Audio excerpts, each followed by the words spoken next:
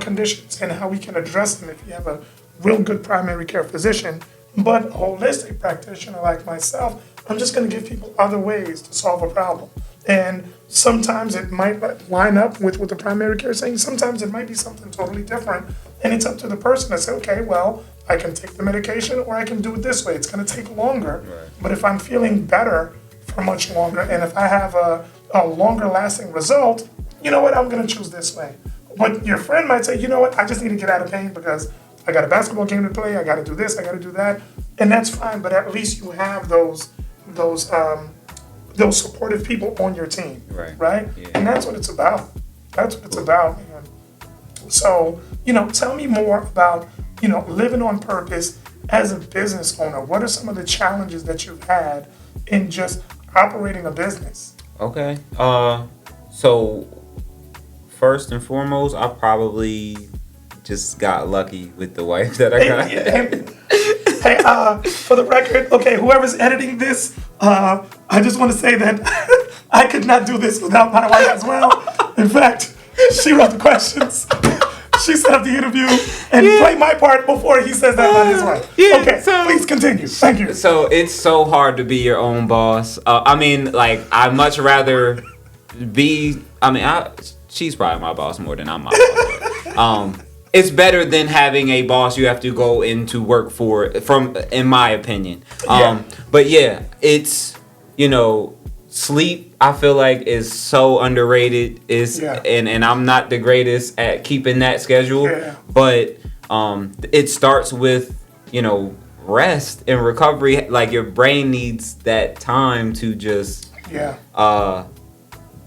get away from just the craziness of the world. And so I've had to like really, I guess, tell myself what to do. You have to discipline yourself to make the right decisions when it comes to this business stuff. Whether it's getting research, whether it's, we've had to invest, we've had to spend money. It's a sacrifice. We've had to, partner and different things like that. So when it comes to just being intentional, I've had to read, I've had to travel. I also, I'm big on attending events. That's good. Yeah, I do. I should probably do that more. Yeah. Sometimes I'm kind of wrapped up in my own bubble. But sometimes there's some amazing events out there that can really kind of, especially as a business owner, you're always pouring out. You're always giving, right? Because you always like to give. And you have to realize that every time that you're giving, you have to have something that's either the same or an equitable amount of energy being poured back into you, right? Or else, sooner or later, you're going to be more depleted and you're going to have nothing left to give. And that's where you see where so many, I think the stat is, even though there's, thousands upon thousands of new businesses being started every day, within the first, 5 years, many of them are going to fail. Many of them are going to close their doors. It's because of that depletion. Right. And it's because of that, I gave out more than I put back into myself. Right. And I spent out more than I was able to invest back into the company. Just like you have to invest back into your company. You have to invest back into yourself. Yeah. So that's awesome. Yeah. Yeah. And it was just, I think it was a lot of hands-on training. Yeah. So you can read a ton of books. You can, YouTube and find a bunch of, solutions for your problems. But if you're not getting out there and trying the things that work, you're never going to know. A lot of times people are oh, I'll try. I'll get out there. And it's well, when are you going to actually feel like you're doing the job? Yeah. And so I basically worked 8 hours on my full time and 4 hours on my part time. And when I would have off days, I would go and shoot for free. Yeah. And I don't know how that works. I don't know how that works in your industry, but I guess they have internships. There's always internships. There's always ways that you can kind of have people kind of sample what you have. Right. Yeah. So I would step out there and I would do these shoots. I would shoot for family. I would try to get reviews. I would try to get this hands-on practice, and that's, I think, what made me so much better. A lot of times people are if I had this equipment, if I had this lighting, if I did this, I would be better. And it's if you're not doing the thing, Yeah. you're not going to do the thing. Yeah. Yeah, no, that's so true. And I mean, even when you were talking about going to conferences and things of that nature and going out there and meeting people, it's good to, you know, see other people that are struggling as well. Oh, yeah. Then you realize, man, you know what? I'm not the only one. No, I realized that's some of my biggest takeaways. It's not really the people on the stage, but it's the people that I meet that's sitting right next to me. And I'm like, oh, man, okay, you lost how much? Right? Like, I thought I lost money in business. How much did you lose? A lot of times, for me, like, I felt like I was behind. Yeah. Like, and I still do a lot of times. And then I'll go away where my intention is to learn and get info. And I find myself helping people because... Or not where you are. Yeah. And I'm like, I have so much more value to give to people because of my experiences, because I went out and I did the thing, and now they're like, man, I just wish I had it how you had it. And I almost like laugh because I'm you don't know what it looks like when I'm trying to put it together. I don't know. We at the end of the day, we make it look and feel how it's supposed to. We end up doing good business. We end up, with satisfied clients. But a lot of times I'm like, I'm just like you. Yeah. Like, and you know what? Speak to that, because that was actually one of my questions. What advice, would you say to encourage those who are, they're struggling to live on purpose, right? Who may feel, discouraged or forgotten. They're trying their best, or let me not even say they're trying their best. They're just struggling with trying to come to terms with who they are and stepping out of that car and living on purpose, or maybe feeling like, you know what, I'm not gonna. The thought came in their head, but I'm not good enough. Yeah, I think a lot of times people are doing their best for what they know. Yeah. Like, so they don't know they can do more. They don't know they're bigger than what they are. Wow. And so I use the term like live from the end. Like, what do you want life to look like in the fourth quarter of your life? Like, I speak in a lot of like sports and terminology like that. But like at the fourth quarter of your life, like, how do you want things to be? Your legacy is much more than financial, materialistic type things. Wow. So like the journaling is the breadcrumbs for my kids to read. I can give them the business, I can give them the money, but how I got there, what I avoided not to lose it. In the journaling, I'm giving, hey, this is how my relationship looked, and this is how we compromise and sacrifice and different things like that. Yeah. But I would just say, how do you want life to look, and then you can kind of work backwards from there. I like that. Yeah. I mean, even when I'm running my business, so like if I would be like, hey, we're shooting at 10. But that means I need to have the room set up by 9:45, which means I need to arrive at 9:15, which means I need to shower by so it's like, what you want it to look like in the end, and then you can, work your way backwards. And I think if someone's feeling discouraged, they can be like, all right, I don't like how things are right now. In my ideal life, it should, it would look like this. I would have this house, and that's even materialistic. I would feel this way. And so that might mean, okay, I need a better diet. I would feel better if I looked better. I would feel better if I weighed less. So, Wow. I mean, you're saying something that's so profound, and I hope everybody is, catching it, because you're basically saying, use your vision to propel yourself forward, right? And of course, I'm Christian, so I kind of think of all these good scriptures with vision, where it's like, write the vision, make it plain, so that the people that see it might run with it. And then also, I remember David, there's a psalm where David was like struggling, and I want to say this is Psalm 27, but don't quote me on it if it's not. But it's like he has this place where he's like, talking about how he's struggling and how he, wants to, do better and all of that. And all the way at the end of that time, he says, you know what? I would have fainted, had I not seen the goodness of the Lord, right? in the land of the living. So it's almost as if because he had a vision of how good God is, and that vision of how good life can be, you know, he would have fainted, but he had that vision, and now that propelled him forward. Right? And that's very similar to what you're saying in terms of, and even what I'm saying in the book, because I say, hey, write out your healthcare goals. Where do you know, if you want to look this way, or if you want to be healthy, if you want to be on, you know, whole food nutrition, or if you want to eat this way and all of that, just write out your healthcare goals. And then from there, who are the people that are going to help me reach that? If I want to be out of pain, do I have a good chiropractor on my team? If I have to rebuild a certain area of muscle, do I have a good physical therapist? If I want to have a good mental health space, do I have a good mental health therapist that I can talk to? If I want to work out, do I have good accountability partners and somebody I can go to in the gym, or a certain, you know? So it's almost like, you know, writing it out. I love that you said write out the vision and then work backwards from there. Right? Because guess what? The vision is free, right? Before you pay one copay, before you sign up for one gym, you know, vision is free. So it just really takes time. The only thing vision costs you is time. The minute you take the time to tap into yourself to find out, okay, what is it that God has for me? What is it that are my skills? What are the things that I like to do? That's free. And the only thing that it costs you is your time. And, you know, what else are you spending your time on? Social media or other things that's just showing you somebody else's vision? And we don't even know if that's true.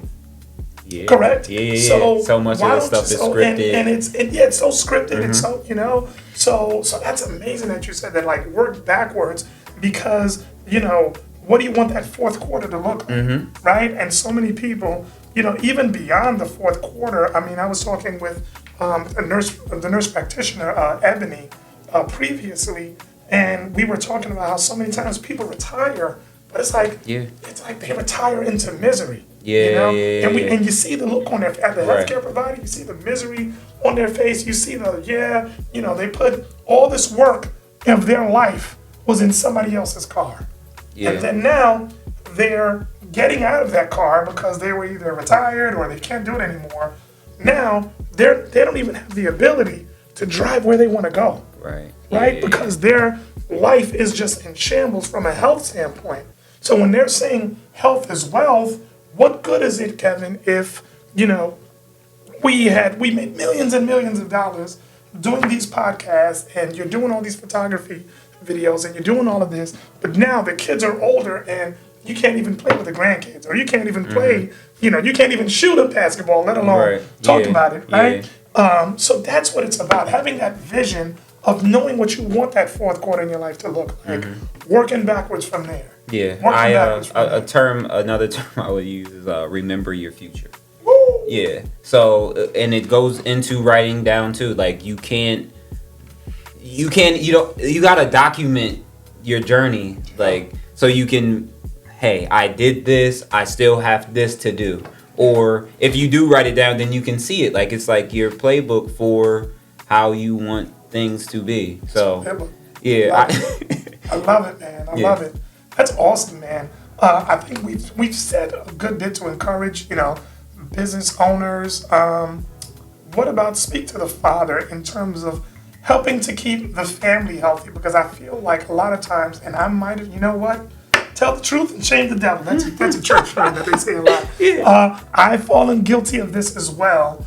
What role do fathers have in helping to keep their family healthy? Because a lot of times, at least what I've seen in my life, and it's probably because of how I was raised, it was, well, you know, that's, you know, in the older traditional roles and the way that I was raised, you know, I don't have to worry about, you know, kids being healthy. You know, that's her job. You know?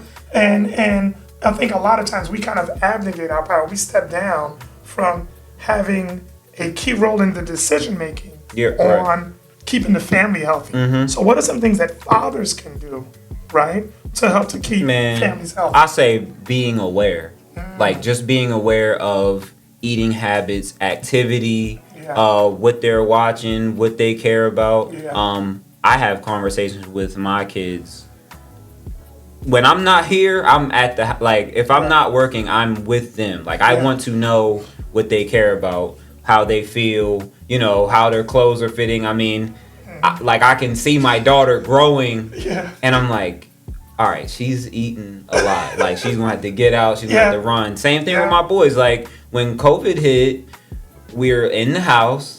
And they're giving away free money. Oh, man. Well, free money. COVID, that COVID 20, I'm still trying to run off. It's like there's chips and there's ice cream and really, like, we run a business, so then we're running a business from home, and we're like, what's going to pacify the kids? Yeah. While right, just eat this. Yeah. And so I think the big thing is being aware. I think a big thing is setting an example. Like I said, how do I want the man of my kid's house to look? Yeah.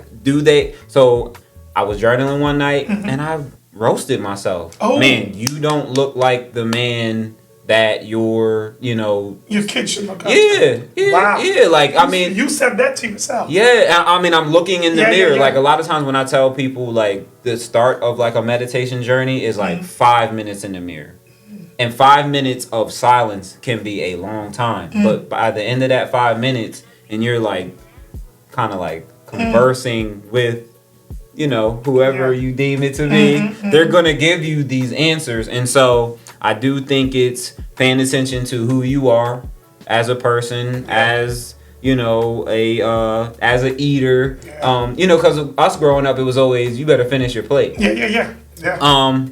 I don't like wasting food, but I also am not the type that, like, look, if you don't want to eat anymore, hey, hand it to me. That was even hard for me because growing up as a Haitian American, the minute I said I didn't want to eat whatever was on the plate, I would get the long lecture about, do you know how many kids are in Haiti that, and how many kids and, here and there, whatever, that are struggling, that need it. So, yeah, I get that. Yeah. I get that. And I kind of grew up with that whole, I just got to eat everything. And sometimes there's not enough. I just got to eat because I don't know when's the next time I'm going to eat. Yeah, right. And that's where portion size comes into play as well in terms of health and diet and all of that. So, man, that's awesome. Listen, being aware, setting the example, that kind of stuff. I like that. And then also working together with the other parent, yes, right? To kind of make sure that you're on the that same communication, well, that grocery shopping. There it is. Stuff like that. Yeah, because who bought these? Who bought this sugar cereal up in here, right? I think the Apple Watch plays a big role for me as well.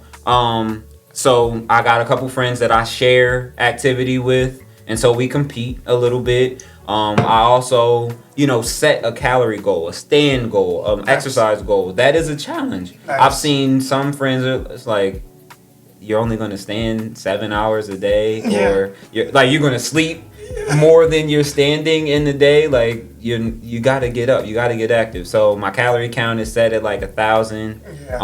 My activity, I want to say my exercise goal is like 40 minutes at least a day. So it's trying to hit a step count. It's trying to pay attention to your heart rate, things like that. So yeah, it's awesome, man. Well, listen, Kevin, you're living on purpose, man. And it's exciting to see because all these good things are happening for you. And I know, God's got so much more in store for you, man. So just keep putting one foot in front of the other. And, just continue to just do the things that that you're called to do. And you'll see these things start to line up for you. Right. And it's always amazing to see. Like, I'm sure you probably thought about this, but you didn't see it. And then now to see it happening. Oh, oh my God, I'm living on purpose. I mean, just talking to you, I'm like, I'm talking to a doctor, and he's here, and he's happy. Like, I don't know. And he thinks I'm special.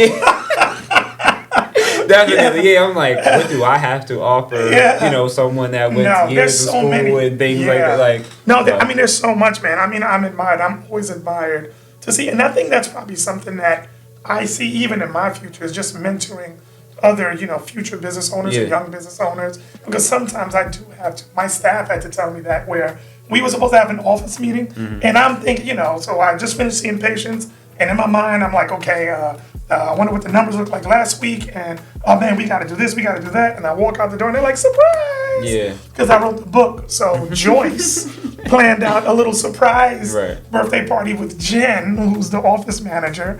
And in my brain, I'm thinking office meeting, stop, celebrate what you're doing and celebrate this accomplishment. Right? And that was actually that was probably one of the hardest things that I had to do But one of the staff members was saying, Dr. Herold, you're going so hard all the time, and you're always, doing something, you're always working, you're always helping people. Sometimes it's good to just stop and, reflect, on all the things that you've accomplished and all the things that you've done. Yeah. And, it took me about I would say at least 5 to 10 minutes to kind of get my brain from Dr. Herold, business owner, to Dr. Herold, I just published a book, Kevin. Yeah, congrats. Like, Dr. Herold, father of 2, owner of 2 practices, real estate owner. Okay. All these things that, God has just graced me to do.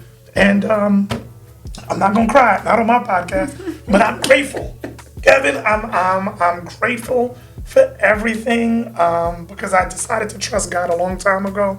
And, I've never seen the righteous forsaken. That's a scripture that also David had said, right? But I've never seen him, not supply all of my needs according to the things that he's purposed for me. So this book is the next step. Dare to Live Well, the ultimate guide to building generational health. Yeah. As a business owner, everybody wants to be wealthy, but if health is wealth, what good is the wealth if we don't have proper health, right? Yeah. I think you did an excellent job in telling the current business owners and future business owners how to kind of do that life balance. Yeah. And to really kind of, if I'm living on purpose, it's not just about what my QuickBooks says, and it's not just about what my stat sheet says, but how am I living once I close the doors or once I go home from work? Yeah. How does my family see me, right? I don't want to be a public success and a private failure to myself first, or to my family, or to anybody else. So, man, you did amazing, sir. Thanks, man. Man, much appreciated. How can people get in touch with you, Hartford Haven Studios? How can they do that? So my website for the photo video services is kevinewingphoto.com. If you have any inquiries about events, workshops, classes at the studio podcast, hartfordhavenstudio.com. I'm on Instagram having a bunch of fun on my personal page, full-time Kev. And then if you want to see some, portfolio type stuff, you can go Kevin Ewing Photo on Instagram as well. Yep. That's awesome. Yeah. That's awesome. Well, for me, I'm sure you all know me because it's going to be on my on one of my social media outlets. But you can follow us on follow me on YouTube, Instagram, Facebook, LinkedIn, pretty much all of the social media. You can look me up, you'll see me. Also, please go to daretolivewell.com. That's dare number 2 livewell.com, and you'll see resources, snippets of these clips. You'll see ways to kind of, hey, invite me out. Listen, I love having a conversation. If you'd like, invite me out, whether it's to speak, whether it's to have a conversation with your audience, let's do that. Let's talk. Let's dig into how we can live on purpose, how we can think outside the box, how we can dare to live well to make generational impact. So I'd love that. And thank you so much for watching. And God bless. There's so much more in store. Stay tuned.